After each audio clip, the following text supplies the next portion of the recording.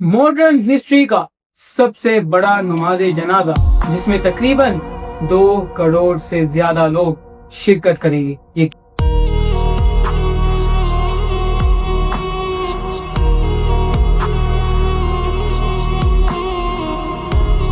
किसका नमाज जनाजा है? जी हाँ, ये उसी शख्स का नमाज जनाजा है जिसने हमारे मुसलमानों की कौम को एक कर रखा था। ये नमाज जनाजा है ईरान के सुप्रीम लीडर आयतुल्लाह अली खामनाई का।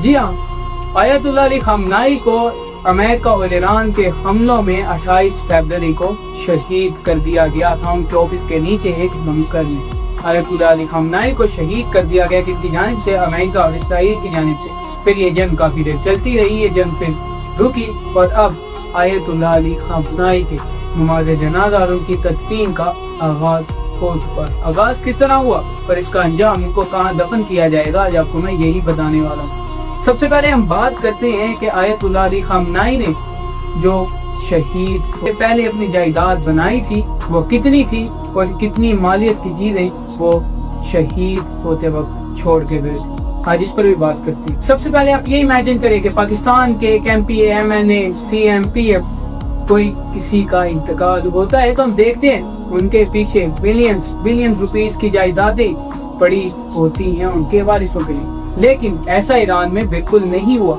ईरान के सुप्रीम लीडर आयतुल्लाह अली खामनाई ने क्या छोड़ा शहीद होने से पहले? देखें, आयतुल्लाह अली खामनाई ईरान के डिफेंस मिनिस्टर भी थे सुप्रीम लीडर बनने से पहले। उसके बाद वो 2 बार ईरान के प्रेसिडेंट भी बने। जब आयतुल्लाह खुमैनी का दौरे हुकूमत, 2 बार प्रेसिडेंट फिर डिफेंस मिनिस्टर भी रहे और उनको इस ईरान की गवर्नमेंट में एक अहम मकाम हासिल था सुप्रीम लीडर बनने से पहले। वो 36 साल तक ईरान के सुप्रीम लीडर रहे और 36 साल में उन्होंने क्या कमाया?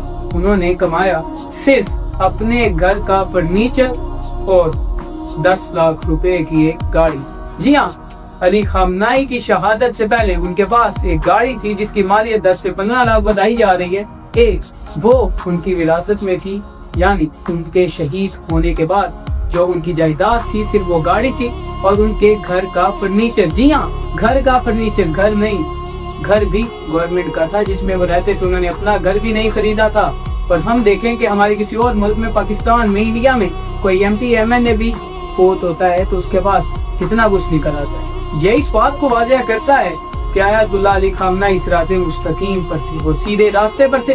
उन्होंने अपनी सारी जिंदगी में वो कमाया जो उनको दिया गया या उनकी जो सैलरी थी। उन्होंने सिर्फ एक 10 लाख की गाड़ी और अपने कमरे का फर्नीचर बनाया इन 36 सालों में सुप्रीम लीडर के। और उससे पहले भी ईरान के गवर्नमेंट के काफी ज्यादा इम्पोर्टेंट शख्स थे। उन्होंने अपनी जिंदगी में सिर्फ ये कुछ कमाया, फिर उनका अमेरिका ईरान की जानिब से शहीद कर दिया गया। शहीद होने के बाद पता चला कि उनके पास सिर्फ यही चीजें थी। लेकिन उनका नमाज जनाजा 28 फरवरी से लेकर अभी तक अदा नहीं किया गया था।